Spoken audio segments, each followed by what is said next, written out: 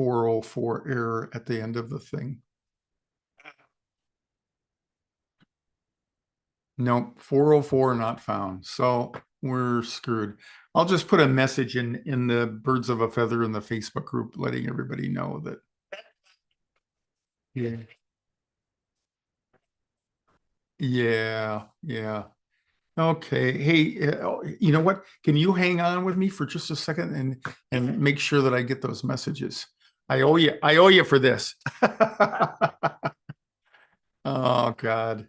It's funny because I was, normally I'd get all stressed and everything, and when it's so bad like this, you just say, whatever. So, okay. No, we will fix that by next Thursday. I guarantee some one way. And I have links here that even when I clicked on them, normally it went right there and you automatically registered and got in. Now it makes even me go through that damn portal, and I can't get past that thing. So yeah. And Dieter has had his nose started bleeding 3 days ago, and he hasn't been able to get it to stop. Yeah, so he did, and today he did have it cauterized, but he's feeling like death warmed over, and yeah, and he's got a big rhino whatever in his nose, and he does, yeah, and so he didn't feel as comfortable coming on the air. I said, yeah. Exactly. Okay, so I just got to get to Facebook here. Let me find Facebook. That would be the first thing. I hardly ever use silly Facebook. Yeah, would you do that? That'd be great. And yeah, and I'm looking at the Birds of a Feather feed on my oh, you know what? I got it open on my thing. So if I write something, okay, let me see. Yeah, okay. And I'll put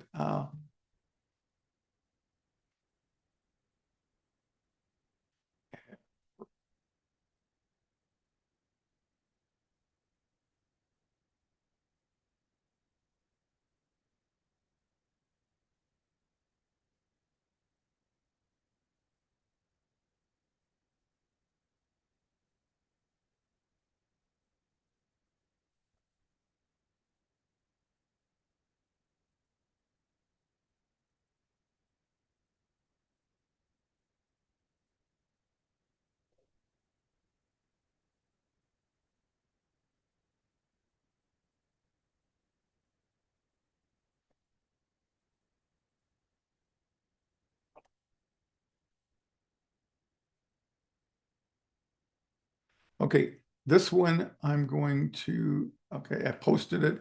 So I just put one in the Birds of a Feather group. Okay, it should take a minute to get there probably.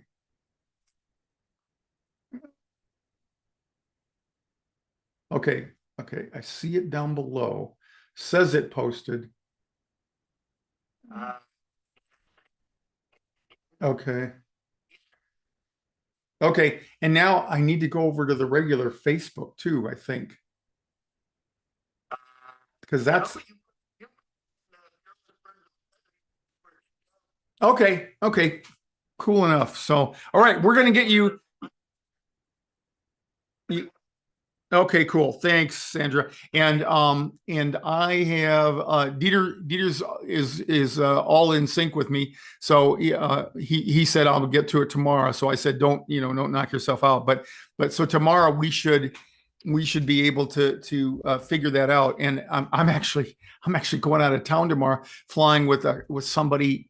I got to go to Grand Rapids so that we can fly the next day, go to Florida, so this guy can. I know. And it's so funny because this guy's retired. He's just a run of the mill Midwesterner like me. But he's had a very successful business. And so he's retired and he's got lots of money now. And he just bought a racehorse. And so he wants to go to Florida. The reason is to watch his horse run this race.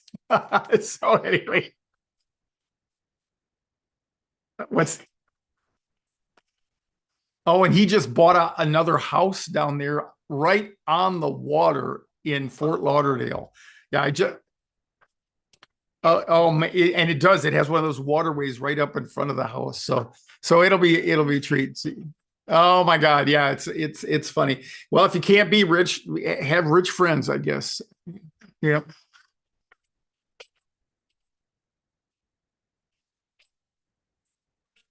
I think yeah, I would be more inclined, because you never had done it. That you know, yeah. But I don't seem like a fearful person to me. You know what I mean? I mean, we all have anxieties and little things about that, but I don't think. And here's yeah. Well, and there are people like that. There are people who absolutely like turbulence, believe it or not. You know? Yeah, yeah. Well, maybe, yeah. Well, yeah, maybe you can fly with us. We're looking at April 12th to do the next class, restart the classes in LA up there in Valencia. And then we'll do one the second week in May. And then at the end of May on the 31st, I'm going to do a flight out of LA. And I may get crazy. I may have Phoenix people fly with me over to Burbank, fly with the people from Burbank back over to Phoenix, and then and the, yeah,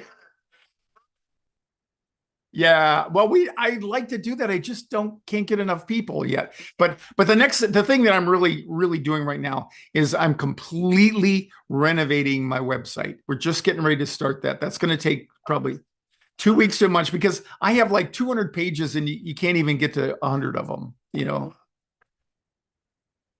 Well, that's even beyond the scope of him. So I'm talking to a company in India that's going to come in and help me. And yeah, yeah. So it should be a lot better. So anyway, hey, thanks, Sandra. You're always fun to talk with. And who cares whether you were afraid to fly or not? You're flying. So whatever.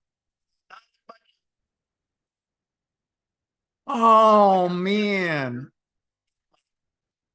Oh man. Well, that'll get you out of the draft. All right. Thanks, Sandra. Okay. Take care. Bye bye.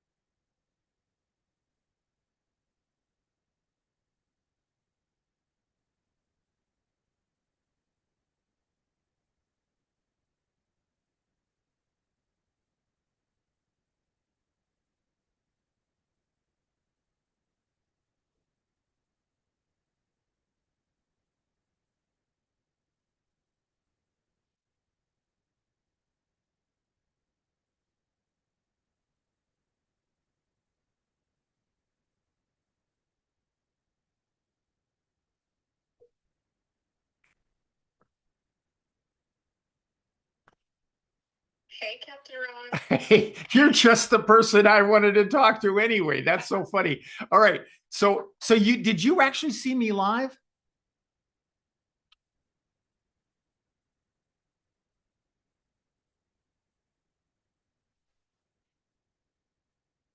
And I'm not okay.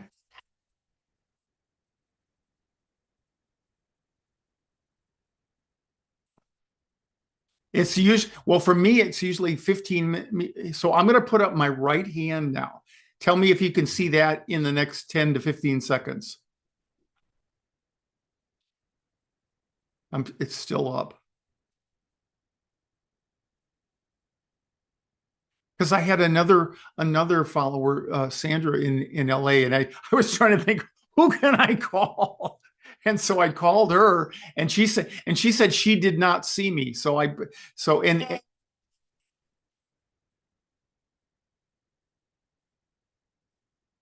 Oh my gosh. So I was, no, that's good because that means that I was live. But I had no indications here that I was live, and that's what's frustrating because then I get an error message, that 404 message, the page doesn't exist. I use a streaming service that automatically goes out then to Facebook, to YouTube, and to Twitter. And so it's complicated and Dieter and I have played with this, and it doesn't seem to work from my end, but Dieter gets it to work. So anyway, so I'm just going to dispense with it, and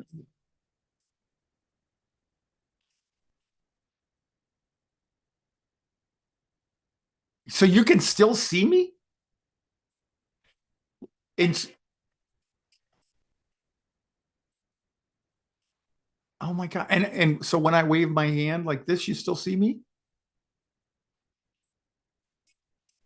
Oh, how embarrassing! I'm glad I didn't see.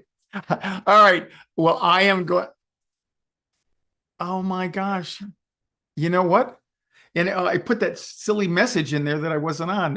Okay, we're gonna take a vote, Penny. You and me. Should I should I keep going live and start all over, or should we hang it up? Oh no, I can't make that big a decision. All right. All right. Oh, this would be a good one. Oh my gosh. My face should be about beet red by now. So anyway. All right.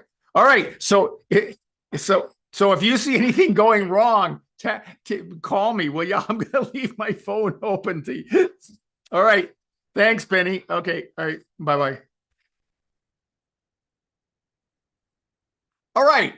Welcome back. I have been so informed that we are live. And because I have no indications here that I'm streaming live. So be it. Thanks for the support from Penny Pappas and Sandra. Sandra probably won't come back on because she couldn't see me, and so I thought that it wasn't going to lie. But here we are. So I'm going to run through this real quick.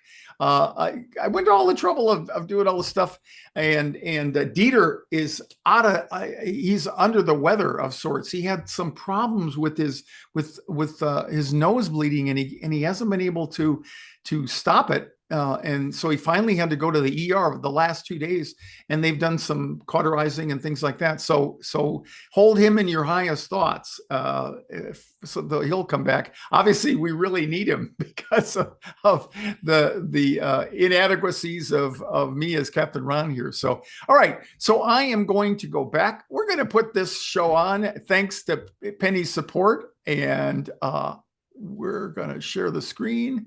I'm going to bring this up and we'll go back to the beginning. So here we are, just a cool 23 minutes. Perfect. Welcome everybody. Capt Ron here for the newly revised and started weekly Fearless Flight Live Facebook show. And this is a place for anybody who has a fear of flying. If you know somebody who's afraid to fly, or if you just like keeping up with the airline industry, you come to the right place, and we'll do another show. And I'll try to make up the time here. Our Facebook Live group, of course, we encourage you to join. If you're not a member, leave a note in there, leave a post, who you are, where you're joining from, and anything that you want to talk to and solicit help from and support from other people. Community support is one of the 3 legs of our Fearless Flight method. The first one being education, the second one being to learn how to distract or disrupt your thinking, and the last one, the most important one, is to join a community of support. So I want to just run through a few quick things tonight. I got an update. I thought this would be a good thing. Nothing in the news this week, right? At least nothing that would haunt you as someone who's afraid to fly or thinking about flying. So I thought we'd maybe put a little closure on that and show you what's going on as a result of that. I always talk about how much research and development and that there is in the airline industry, whether there's accidents or not, in the area of safety. So I got a couple of things that I'll talk about there. Going to remind you about the class coming up in LA. We're on course or on schedule to resume our live classes in the Air Hollywood Studios on March or April 12th. I'm going to talk in flight anxiety. I'll talk about just a little bit about everything's have calmed down here, and just have everybody do a quick check-in with themselves to compare how you were feeling 2 or 3 weeks ago when the incidents were, literally daily in the news, and how you're doing now. And I'll remind you about our upcoming live group coaching webinar coming up on March 20th and 22nd. And then in questions, I got my Facebook page open. So if anybody wants to put one in the Facebook group, our Birds of a Feather, I will possibly be able to see it. Okay. So anyway, so on with it. Okay, just a reminder again, April 12th, Fear of Flying classes in the Hollywood Studios. These are the studios from years ago. Got a new one up there in the Valencia, California area. And Dieter would have had the registration, everything out, but were it not for the malady that he's been suffering over the last 3 or 4 or 5 days. So we'll get that out to you April 12th. And we are planning a flight, maybe like a dual flight class, 301 class as well, for both Phoenix and LA. Okay. And this just remember all these recent aviation incidents overview. That's what we did last week. And we had a video of the most recent thing last week was a Southwest airplane where a business jet crossed down the runway. And so I thought I'd like to kind of bring you all up to speed and tie it all together as to what's going on now. The NTS chairwoman is set to testify March 27th about the DCA crash. So that'll be the update. I know I will be tuning in and reporting back about where we are with that investigation. I have a couple of things I'll mention in just a minute about changes that have been made and so on. The U.S. the DOT Transportation Secretary, Sean Duffy, he's been in the news lately, not the least of which was for the accidents and the incidents.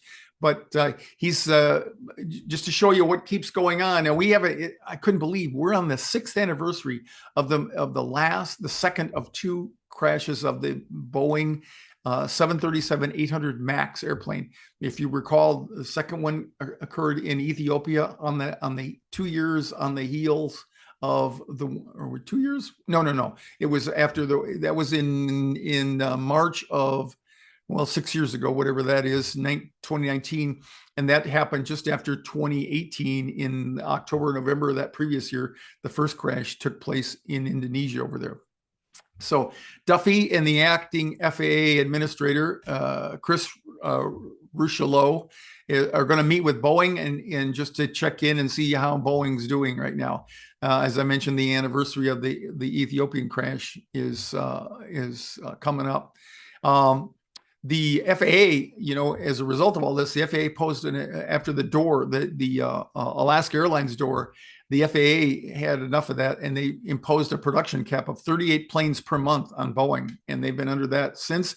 It's had shockwaves throughout the industry. Southwest Airlines, for one, they just can't get the airplanes that they ordered and need to expand. So there'll be a lot coming out of that. We'll keep you updated on that. What I want to do is just kind of tie everything together tonight and talk about safety developments and how they relate to flight anxiety. Because even, one of the things I tell people when they contact me out on the heels of an accident or an incident is they tell me how concerned they are and should they be flying and all that. And I say, try to remember the day before when you didn't know about any of this before it had happened, perhaps, and think about your state of mind then and try to return to that. Because if anything, when something happens in the aviation world, it shudders, it causes tremors everywhere, and it causes us to be more vigilant. So in contrast to what you might think, how dangerous the industry might be, it's probably never safer than it is right after an accident or an incident. But nonetheless, whenever we have recent aviation accidents and incidents, they raise concerns, and it causes everybody to look deeper, both personally and in the industry, to see what we can do to keep that from happening. We had that mid-air collision in DC between the American Airlines regional jet 5342 and the Army Black Hawk helicopter, where everybody sadly perished in that crash. The NTSB has already recommended banning certain helicopter flights near the Reagan National Airport. They've already implemented that. And the FAA has begun implementing restrictions to further enhance safety. So things are in the move. Even though it drops out of the news, it does not drop out of the watchful eye of the people charged with making a difference. As I mentioned, the FAA is taking proactive steps to ensure safer skies by increasing oversight and reinforcing the collision avoidance protocols. That recent close call between the Southwest airplane and the business jet raised other concerns. And the FAA, as a result of that, have announced stricter oversight of small planes and business jets. You may not remember, like I would, 40 some years ago, we had, there were a number of accidents. In those days, anybody with a light airplane could go through an airport traffic control area, no matter how busy it was. So if I wanted to fly my airplane through the O'Hare International Airspace or the LAX airspace or Washington, DC airspace or New York airspace, all I had to do was contact the tower. I didn't have to have a radar transponder. I didn't have to have any of the equipment that I have today.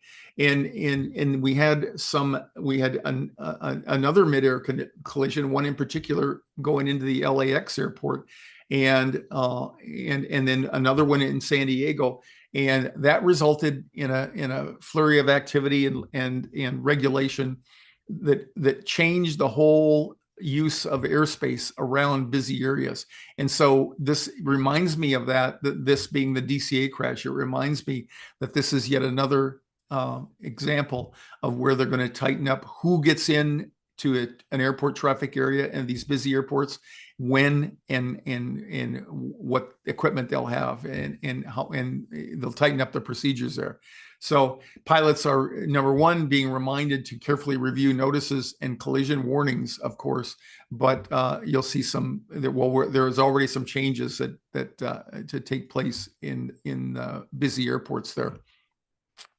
2 weeks ago, we had our good friend Arnold Barnett on, who is a statistician from the MIT Sloan Foundation, and he talks about something that I had heard: 1 in 100 million. That's your likelihood. That's up from 1 in 33.2 million, which is up from, and that was over the last 10 years, and that's up from 1 in 11 million over 50 years ago. So if you see any, I still see articles on the internet talking about your chances of dying in an airplane crash are 1 in 11 million.